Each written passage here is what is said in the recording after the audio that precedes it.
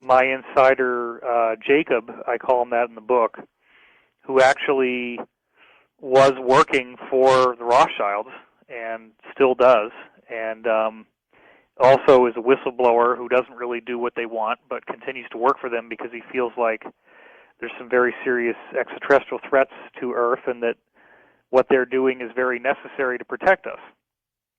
So the story goes that in the 1960s there was a black man in Africa who came in with abilities complementary to those of Jesus. And he was performing miracles. He was starting to get people to listen to what he had to say. And the cabal tried to kill him, and, you know, they could shoot him in the head and his skull would just regenerate and the flesh would grow back, and he was fine.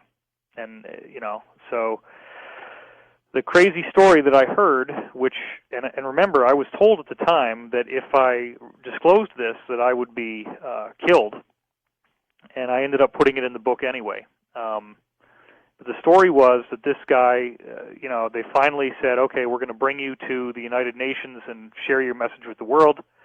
Let's get you on this flight.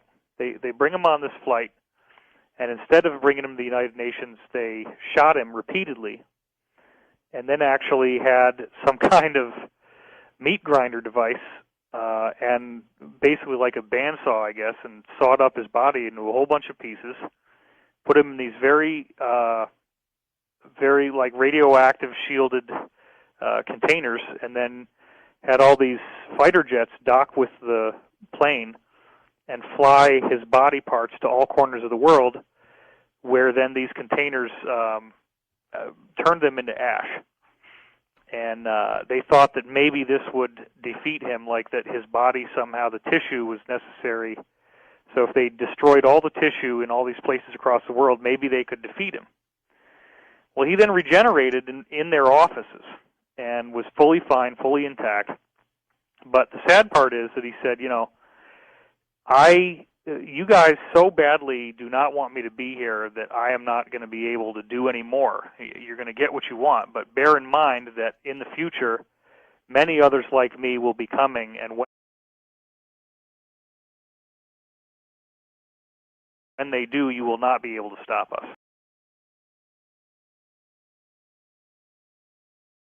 The Black Jesus story was probably one of the most shocking things I ever heard. It came from my insider, Jacob, I call him that in the book, who actually